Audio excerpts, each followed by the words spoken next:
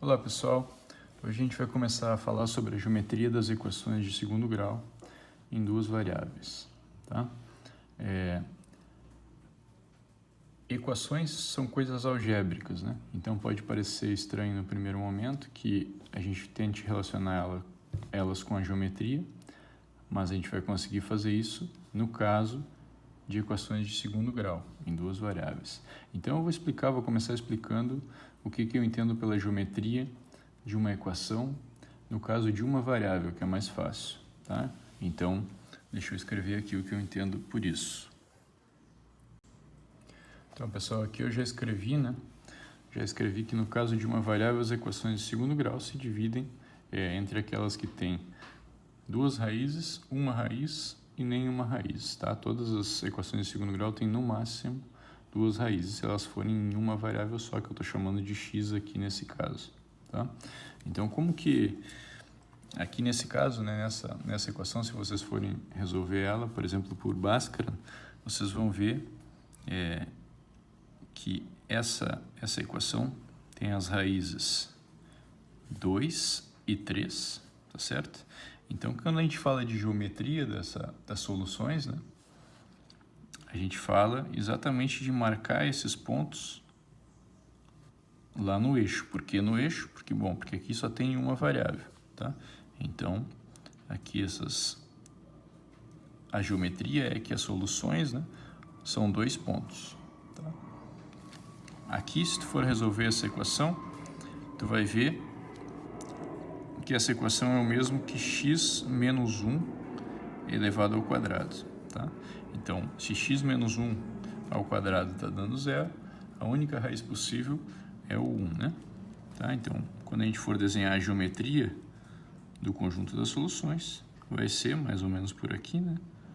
O 1, tá? Esse aqui é o eixo x da minha variável. E também existe o caso de que às vezes não tem nenhuma raiz. Por que não tem nenhuma raiz? Por exemplo, se a gente quer resolver aqui, né, a gente isola o x ao quadrado, passa isso aqui, vai ter um menos 1, né?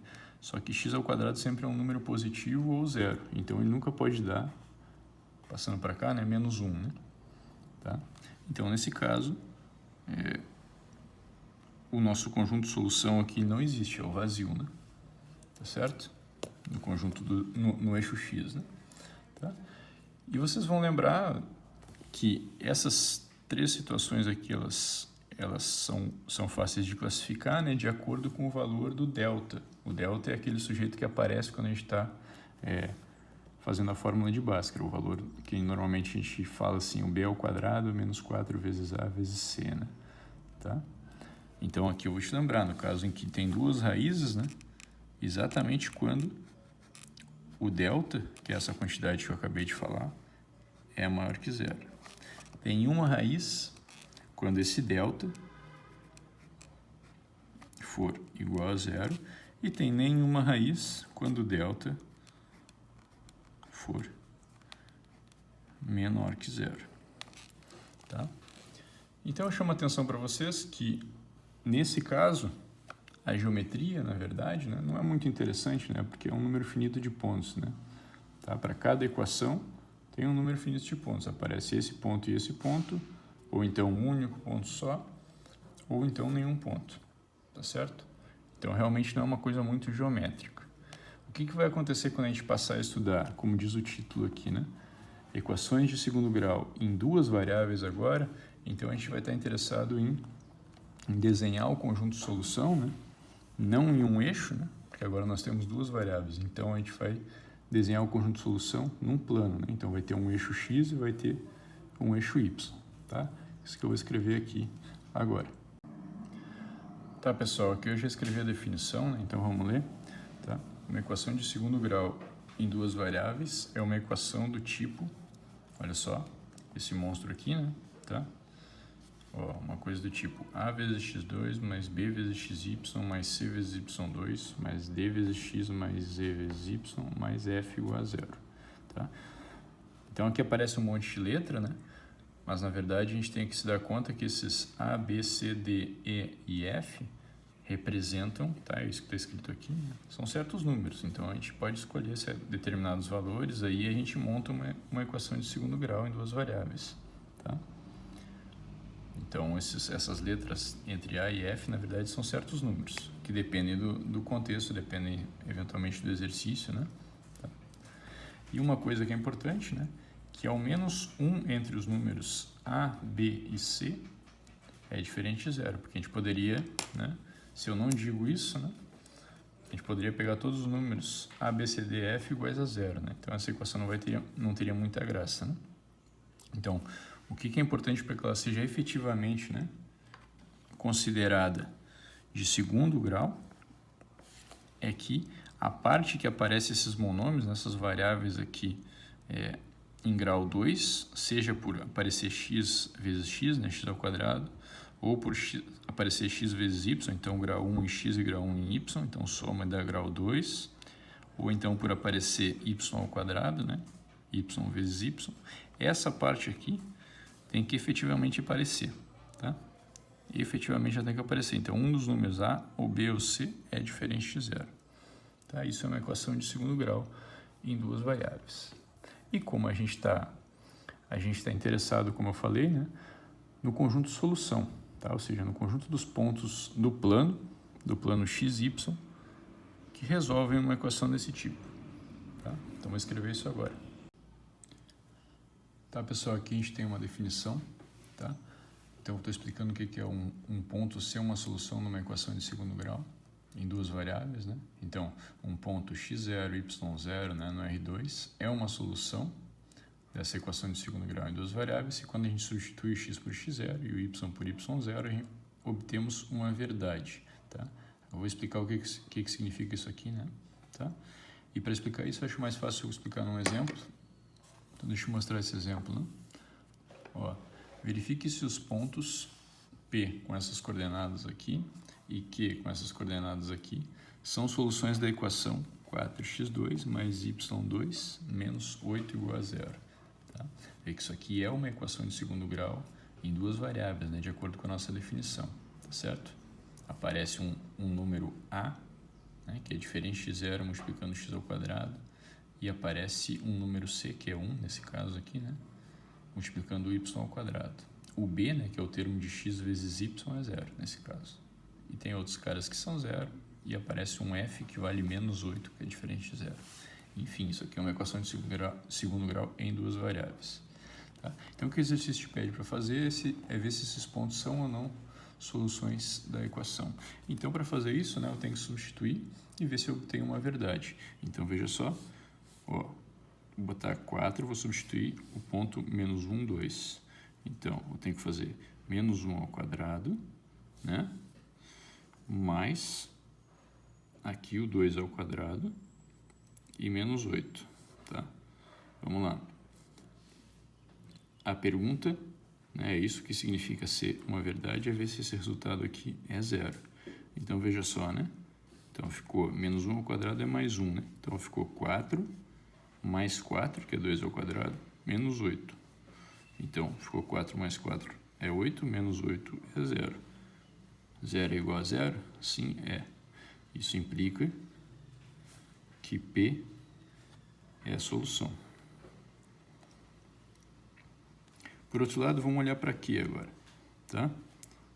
4 vezes o ponto Q é 3, 1, né? Então, tem que fazer 3 ao quadrado mais 1 ao quadrado menos 8. Só substituir lá, né? Tá? E tu te pergunta, será que isso aqui é zero? Tá? Então, vamos lá ver. O que vai acontecer é que 4 vezes 3 ao quadrado é 9. 4 vezes 9 é 36, mais 1, 37. 37 menos 8 é quanto? 29, tá? Que é diferente de zero, tá? Então, né, o jeito certo de fazer isso assim, né, seria perguntar, isso aqui é zero? E daí sabe que não, tá? O que implica que Q não é solução.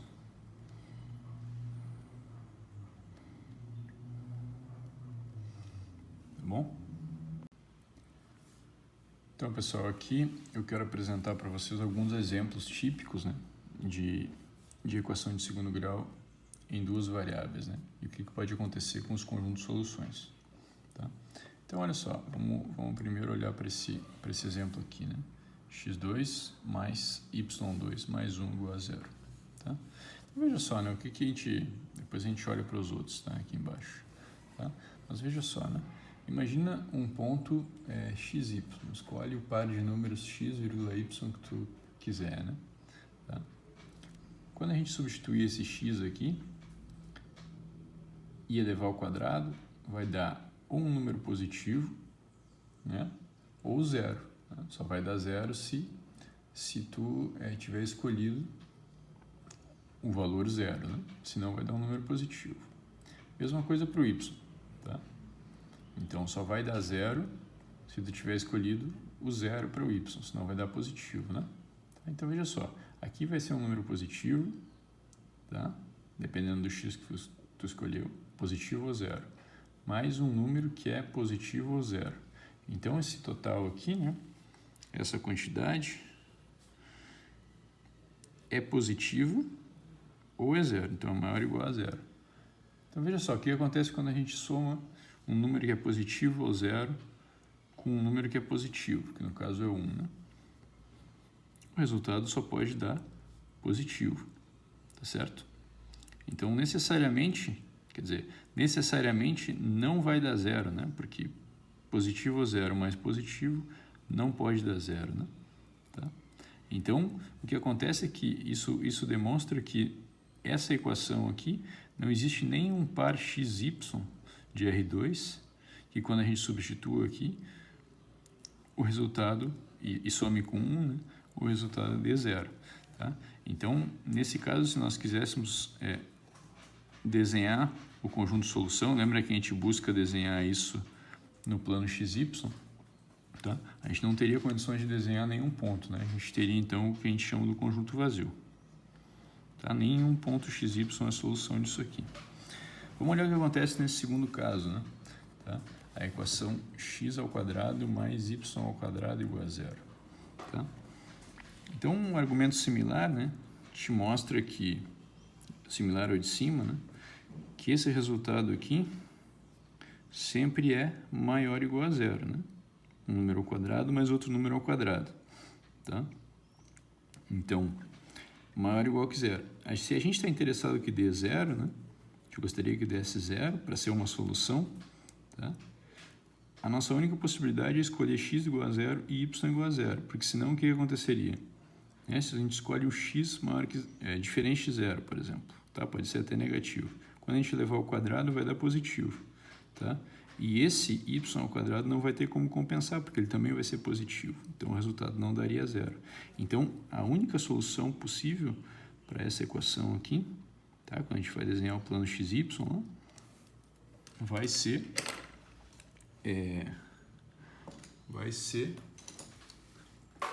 Caralho, perdi a caneta. Filho da puta.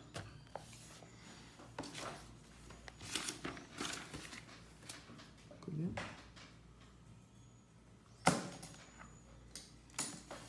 Eu não acredito.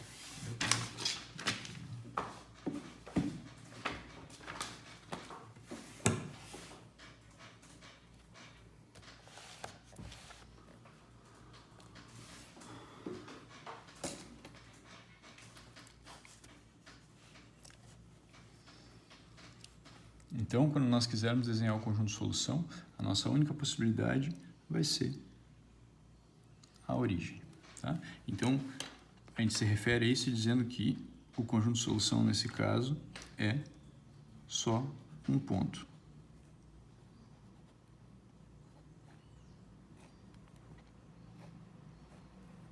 Tá? Vamos ver o terceiro caso. O terceiro caso é essa equação aqui, x ao quadrado igual a zero. Bom, se x ao quadrado igual a zero, então x é zero necessariamente, né? Tá? Porque senão, senão o resultado seria aqui diferente de zero. Então, e lembra, só que esse é o detalhe, né, que muita gente se confunde. Aqui aparece uma variável só, tá? Mas a gente quer pensar nessa equação aqui como uma equação de segundo grau em duas variáveis. Então, qual seria a solução dela, né, quando a gente quer desenhar no plano, né? Se a gente quiser desenhar essa solução no plano, o conjunto de solução no plano, vai ser o conjunto dos pontos onde x é zero. O conjunto dos pontos onde x é zero é, te lembro, o nosso eixo y, né? Tá? Então, o conjunto de solução seria essa reta vertical aqui. Então, a gente se refere a esse dizendo que, nesse caso, o conjunto de solução é uma reta.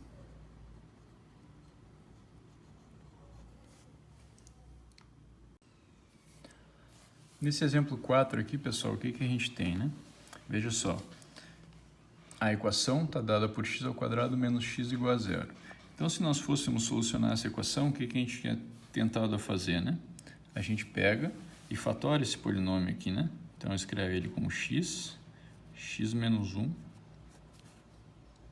igual a zero, né? Esse aqui eu fatorei. Então, se esse resultado aqui dá zero, é porque ou esse sujeito é zero ou esse sujeito é zero, resultando em que ou x é zero ou x é igual a 1, certo?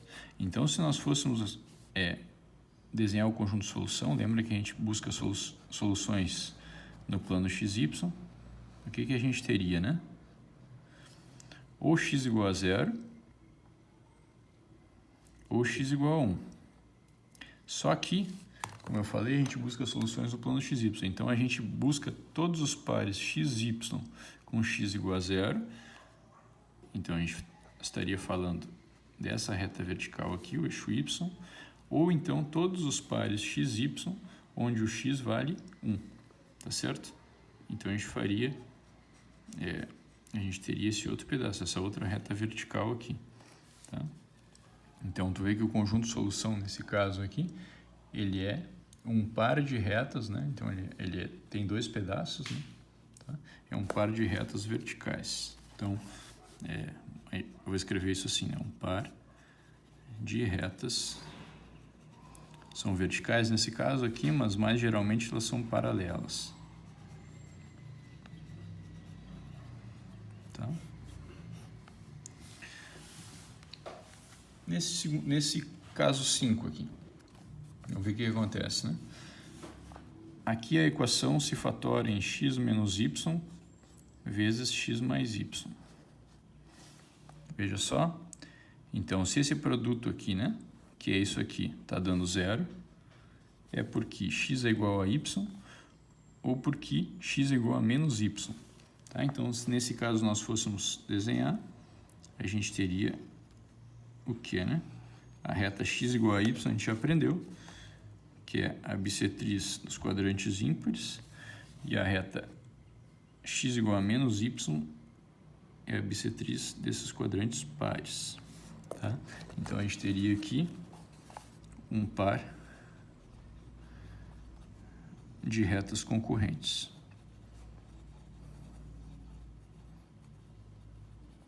Tá? Que não são paralelas, né? Elas se tocam. Tá? Aqui são, em cima que são paralelas, aqui elas são concorrentes, né? Elas se intersectam. Tá? No item 6, veja só, né? Se a gente passa esse 1 para o outro lado aqui, fica fácil de reconhecer que isso aqui é a equação de um círculo, né? Com centro na origem e raio 1. Né? Tá? Então, essa equação a gente já estudou, né? Tá certo? Esse tipo de coisa a gente já estudou antes. Então, vai ser um círculo de centro na origem e raio 1. Então, em geral, a gente tem um círculo. Aqui, os exemplos 7, 8 e 9, tá? São exemplos que normalmente a gente não aprende no ensino médio. Tá? Então, eu vou enunciar aqui os formatos dessas coisas, tá? Vou falar os nomes, né? E a gente vai ver o formato mais adiante, tá? Isso aqui é o que, então, veja, né, que é parecido com um círculo, por exemplo, esse, né? Mas aqui tem um coeficiente que é diferente. Aqui tem um coeficiente 1 e aqui tem um coeficiente 1,5, né? tá? É diferente desse aqui de cima. Mesma coisa aqui, que aparece um termo em potência 1 e um termo em potência 2, né? Tá? E aqui aparece um x ao quadrado, e aqui no lugar de mais y ao quadrado, que corresponderia a um círculo, aparece um menos y ao quadrado, né? Tá certo? Então, esses três aqui são novos, tá? Esse aqui vai se chamar, a gente vai ver que ele é uma elipse. Vou explicar isso com mais calma depois, tá, pessoal? Isso aqui é um caso de uma parábola, conjunto de solução. E aqui é o caso de uma hipérbole, o conjunto de solução. Tá? Então, o que a gente vai fazer agora, a gente vai passar a estudar principalmente esses três casos aqui do ponto de vista geométrico. Tá? Antes de fazer isso, deixa eu dar uma definição. Tá? Eu vou falar o que são cônicas. Mais duas definições que eu já escrevi aqui, tá, pessoal? A primeira é a definição de cônica, né? Tá? Se refere muito à cônica. E as cônicas, uma cônica, né, é o conjunto de solução de uma equação de segundo grau em duas variáveis. Tá? Então, antes a gente falou de uma solução específica, tá? Agora a gente está falando do conjunto de solução, ou seja, o conjunto de todos os pontos que são soluções de uma determinada equação de segundo grau em duas variáveis. Tá?